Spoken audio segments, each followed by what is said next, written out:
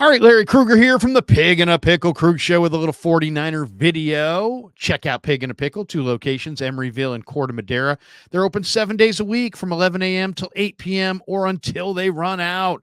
Pig in a Pickle, the best barbecue in all of Northern California. And we're also brought to you by Aura. We'll tell you more about them in a matter of moments. But let's go winners and losers from the NFL draft. And I like to do this. Some people like to do this the day after the draft. But to me, you really want to wait until there's about a week after. Why? Because you want to find out who actually signs as undrafted free agents, because undrafted free agents can impact the class.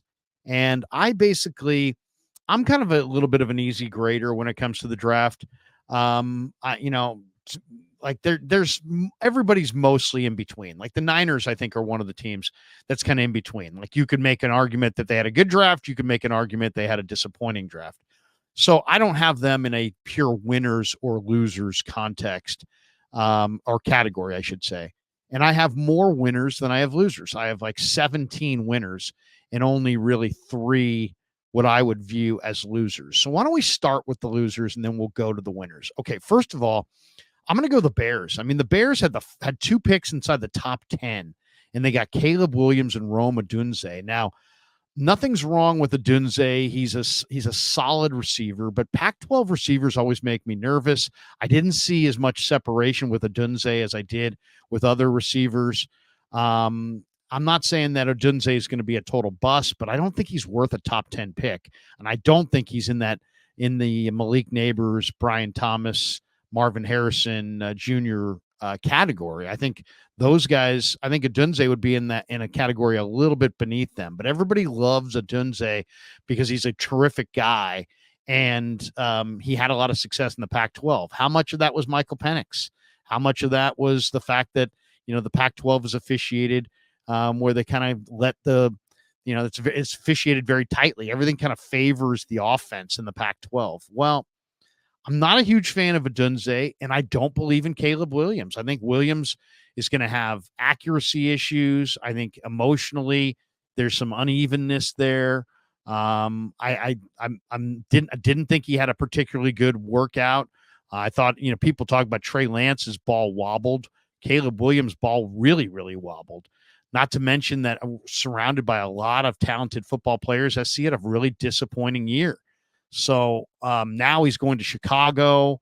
Yes, they've got some nice weapons, but what kind of line is he playing behind? What kind of passing attack are they going to have? I just don't think Caleb Williams is going to be worth that number 1 pick. I like Michael Penix and Jaden Daniels a whole lot more than Caleb Williams. So part of that is my downgrade in saying they're a loser is that they had the 1st and the 10th pick and the 1st and the 9th pick in the draft, and they came away with a quarterback that I'm not real keen on. And of the top receivers, I liked Odunze the least. So I don't love those picks. Then they went Karan Amagaji, the Yale tackle, who's coming off a quad injury. He's got huge, huge talent, but it's a major boom or bust type pick. Then they went Torrey Taylor, a punter, in the 4th round. Austin Booker, who's got talent as a pass rusher coming out of Kansas, but he's definitely has some strength issues as a defensive end late in the draft. I mean, it was good value where they took him, but I just think that he's a work in progress. To me, the Bears' best addition was they signed Austin Reed, the Western Kentucky Hilltopper quarterback, as an undrafted free agent. And I'll put it down right now. I think Austin Reed is going to wind up being better than Caleb Williams. And I know a lot of people be like, that is crazy talk. But you know what? Austin Reed's got a lot to like, and Williams makes me really, really nervous. So I would say, considering what you had to invest in the 1st pick in the draft. So, just say this. Austin Reed, remember that name in Chicago. And if he winds up, giving Caleb a run for the starting job at some point, you heard it here first. All right, so I didn't like the Bears draft. I really didn't like Dallas's draft. I mean, Tyler Guyton, to me, is exactly what you want physically, but when you watch the tape, it was really unimpressive. He pops up out of his stance. He loses all of his power. He's 6'7", 330, but he doesn't play with that kind of power. He doesn't play to the to the whistle. He kind of gives mediocre effort from time to time. And I just thought for Dallas to go with Tyler Guyton in the first round, major, major reach. I mean, physically, as I said, 6'7", 330, he's what you want. 320, let's say. But he doesn't, to me, doesn't play hard. And he doesn't play to that kind of strength. He doesn't play to that kind of power. They played him strictly at right tackle. He's not a left tackle. He's a right tackle. And to me, there were better guys out there. Now, maybe they can kick him in the butt and get him to work hard. But, man, the film shows a guy that just doesn't keep his feet driving, he just looks lethargic, and he looked like he didn't really want to fight out there. So don't love Tyler Guyton. I thought the Niners would maybe pick him. Really, really glad they avoided him. The Cowboys' second pick was Marshawn Kneeland, and Kneeland is a hardworking guy. But when he's a defensive end, but when you watch him, he's very stiff, and doesn't have that fluidity. He's much more of like almost looks like a defensive tackle / defensive end. He's like too bulky to play defensive end. He doesn't have that bend that you're looking for off the edge. He's too undersized to play defensive tackle. Really didn't like that pick, even though I know a lot of people like Marshawn Kneeland. I got to really question how dynamic he is as an edge rusher. And if he's not dynamic and he's undersized as an interior guy, what are you getting? I mean, they took him in the second round. The one Cowboy pick I thought was really good was Cooper Beebe from K-State, who's a monster guard who I think is really going to be a good player for them. But the rest of their picks, Ryan Flournoy from I think it was Central Missouri, he's got great stopwatch speed, but I didn't see him play to that speed on the field. Then they took a major project in Nathan Thomas as an offensive tackle late, and a major project as a defensive tackle in Justin Rogers late, all based on kind of traits. And so I hated the Dallas draft. I thought they got Cooper Beebe and nothing else. And then the Raiders. The Raiders, this is Tom Telesco's first draft. Now, he took Brock Bowers, maybe the safest pick in the draft. So they've got a great tight end, but they didn't need a tight end. They have Michael Mayer as their starting tight end. Michael Mayer's a good tight end. So they went from Darren Waller to Michael Mayer to now they draft Brock Bowers as well. So, I mean, how often are you going to go two tight ends as your base? Your two best offensive weapons might be your tight ends. They do have Devontae still, but then they got Jackson Powers Johnson in round 2 with a high round 2 pick. I like that pick just because he's a bit, but once again, you drafted Jackson Powers Johnson in the second round. His best spot is center. They want to play him at guard. So I don't love that pick just because they don't want to play him at the right spot. Then they went Delmar Glaze from Maryland as an offensive tackle. I thought there's developmental traits there, but there was a lot of questions when you watched his film. DeCamerion Richardson was one of those corners that he had great size and great speed for the stopwatch, but he can't play. He's not a good man-to-man cover corner. He got penalties and his all kinds of missteps. I mean, he's one of these guys that he had a great workout, but the workout numbers don't translate to the field. Then they went Tommy Eichenberg, outside linebacker from Ohio State. I don't see a special edge rusher. They went Dylan Laube, running back, maybe a kind of a small school sleeper, but I didn't see dynamic there. Trey Taylor is one of the picks I kind of liked from Air Force, the safety. But we could go back 20 years. There haven't been more than one or two good Air Force players. Prospects coming out in the draft in the last 2 decades. MJ Devonshire is not a bad pick as a corner. They did sign Carter Bradley, Gus Bradley's son, who played quarterback at South Alabama. He maybe is in the running for some time because you have Gardner Minshew and the Purdue kid in year 2. So, I mean, the Raiders didn't get a quarterback. They got quarterbacks all went right in front of them. They took a tight end when one of their best young players is a tight end. They took a center who they're going to play at guard. And then the rest of their picks I thought were just kind of what? I mean, they may hit on Trey Taylor out of Air Force, but for as many picks as they had, as many needs as they had, the Raiders, major loser I thought, even though they started with Brock Bowers, who's one of the safest picks in the draft. I thought that draft was very, very underwhelming. All right, let's talk about the winners. I thought there were a number of winners in the draft this year, and let's go through them. I think the biggest winner that I saw was the Pittsburgh Steelers. They go Troy Fautanu, Zach Frazier, Mason McCormick. In my mind, they got the best tackle, the best center, and the best guard. Omar Khan got the best center, tackle, and guard, and really upped his offensive line. I mean, that is a tremendous offensive line now going forward. They got Roman Wilson out of Michigan, who's got great speed, a lot of production. Peyton Wilson, the linebacker from NC State, he won the Buckus Award. In the Steelers system, if he can stay healthy, he's going to be a terrific player. And then they got two nice players late as undrafted guys. They got Beanie Bishop, the corner from West Virginia. Beanie Bishop is a damn good player and is going to play in the NFL for years. I don't know what he's short. I mean, he's 5'9". He's a good player. And then Dajon Edwards, the running back from Georgia, also went to the Steelers as an undrafted free agent. And Dajon Edwards is damn good. And he might give Warren and Najee a little run for their money in that backfield. So loved the Steeler draft. Steelers had a great draft. All right. Who else had a great draft? Arizona, Monty Ossenfort. He goes Marvin Harrison Jr. to start. Well, that pick made itself, right? He's a blue chipper, but still they get, arguably the best receiver in the draft. I like Neighbors a little bit more, but Harrison is incredible. Darius Robinson, the defensive end from Missouri, really good defensive end. Max Melton, the corner from Rutgers, maybe the best corner in the draft. Love Max Melton. Trey Benson, the running back from Florida State, big, strong, fast, productive, nothing not to like there. Isaiah Adams, the guard from Illinois, he's a brawler, a tough guy, gives them a real tough offensive guard. They're building up that offensive line. Tip Ryman, Baldy told me that NFL people thought that Ryman was the best blocking tight end in the entire draft, and the Cardinals got him late. Elijah Jones, the corner from Boston College, really good corner. Dadrion Taylor Demerson, the safety from Texas Tech, runs 4.41. I watched his film. He's damn good. Hyperactive, all over the place. And then they got Christian Jones as an offensive tackle late in the draft from Texas.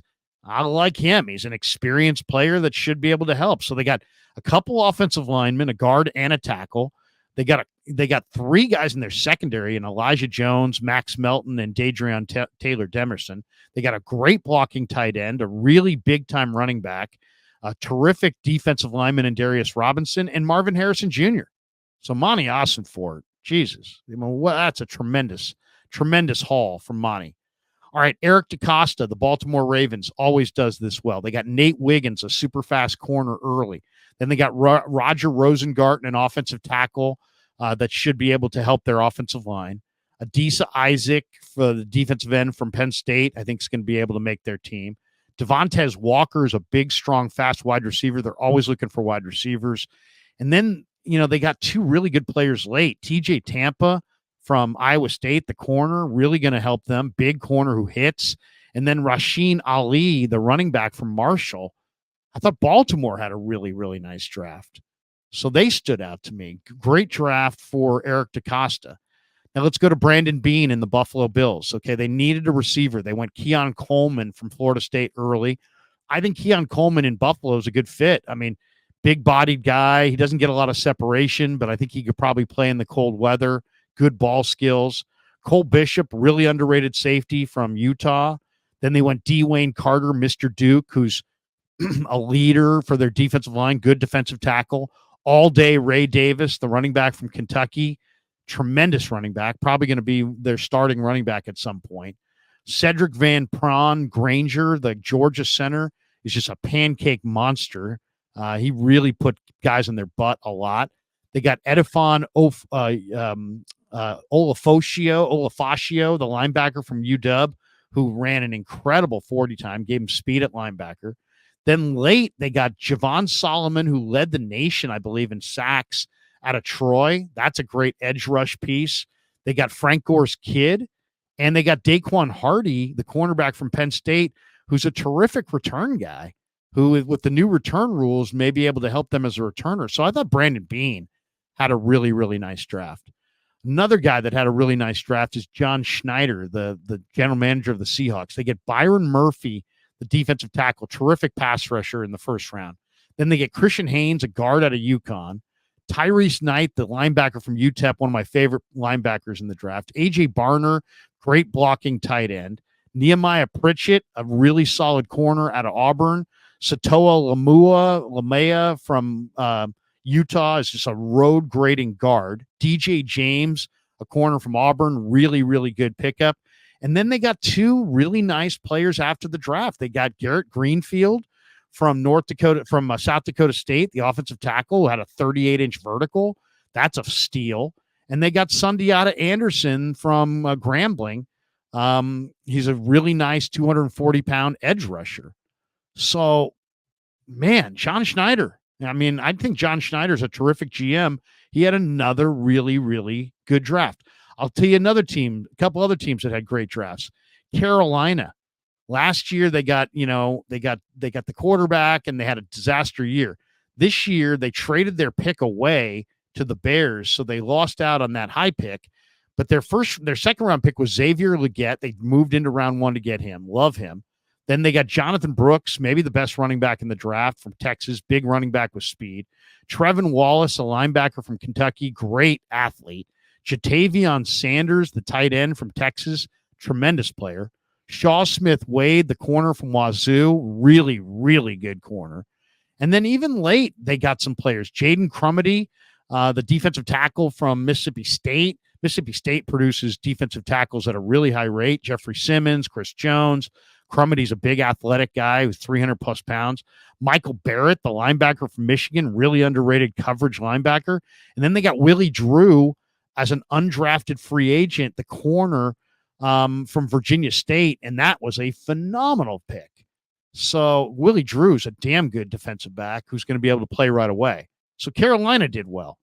I thought Tennessee, Rand Carthon did well. J.C. Latham, he gets a 15-year starter probably at offensive guard in round 1. They took Tavondre Sweat, who's a gigantic nose guard, two-gapper, run stuffer. Then they got Cedric Gray, who's I think one of the best linebackers going from North Carolina. Jarvis Brownlee, the Florida State transfer. He's a really solid corner.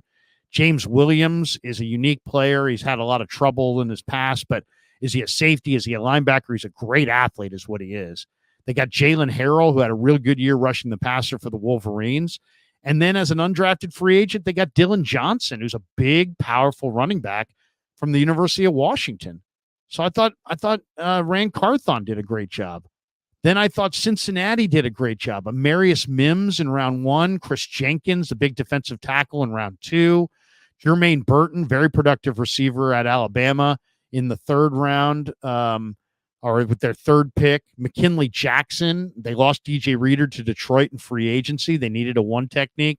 They added McKinley Jackson from A&M. They got Eric All, who's a solid tight end from Iowa. Josh Newton, who's a good corner from TCU. They got another tight end in Tanner McLaughlin, who's coming off an injury, but McLaughlin was a former wide receiver. He is a fantastic receiving tight end. Cedric Johnson, really good athlete at defensive end at Ole Miss. Dejon Anthony, a really underrated safety at a Mississippi State. And then as undrafted guys, they got Aaron Casey from Temple, or from Indiana, I should say, for a really solid linebacker, very productive. And then PJ Jules, a safety from Southern Illinois, played for the Salukis, and he's definitely a pro. So when you look at the volume there, it's 1, 2, 3, 4, 5, 6, 7, 8, 9, 10, 11 picks for Cincinnati, and they already had a really good roster. So I thought Cincinnati did well. I thought Adam Peters with Washington did exceptionally well. They got Jaden Daniels, who I think's one of the best I think of the top 3 quarterbacks, he's the best of them. And then they got Johnny Newton, should have been a first-round pick. They got him in round 2. Mikey Sainristil, who's the Michigan kid who had the game-clinching interception in the Natty. He's a really good slot corner. Ben Sinnott, really underrated tight end. Luke McCaffrey, Marcus Rosemi Jack Saint as a undrafted wide receiver out of Georgia. Love that pick. Sam Hartman is an undrafted quarterback out of Notre Dame. Love that signing. And then Chigozie Anuzium, who started at Cal, finished at Colorado State, was at the Niner Pro Day. Big corner with range and talent. We're talking about a 6'1" corner with long arms who runs 4.37. So I thought Peters did very, very well. I thought Detroit is coming. Brad, what's Brad's last name for the Lions GM? Really good. The guy came over from the Rams, and all he's done is done incredible things. This year, they got Terrion Arnold and Enos Rakestraw to fill their number one need, which was corner. They got our guy Sione Vaki out of Utah. They got Christian Mahogany in the 6th round, who adds another monster to their to their offensive guard list. Mahogany's a brawler. Isaac Rex, a really underrated tight end out of BYU, is an undrafted guy, and Mekhi Wingo, a really sleeper guy out of LSU. I mean, where they got him late in the draft. I thought that was a great addition. So I love what Detroit is doing, and Detroit is absolutely coming. They're getting better and better and better.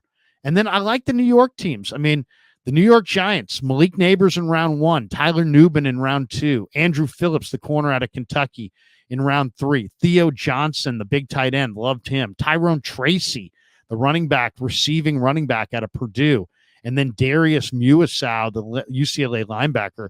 I thought the Giants had 6 picks, and they made good use of them. All 6 of those guys are good.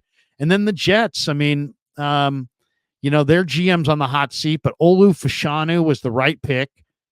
Big offensive lineman from Penn State. Malachi Corley, Braylon Allen, big running back. Isaiah Davis, another big running back.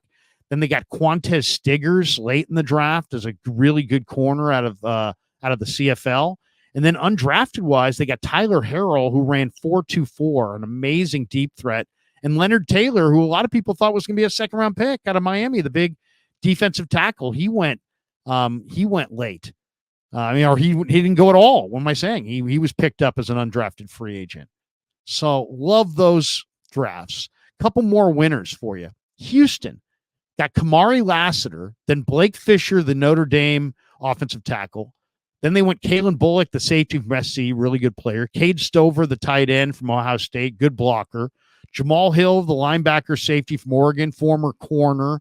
I thought that was a terrific pick. I thought they really finished strong. Marcus Harris from Auburn late, Ladarius Henderson, the offensive tackle guard from Michigan late, and Jahar Johnson, Jahar Jordan, I believe, the running back who played with Garendo at Louisville. That's a good haul for Houston.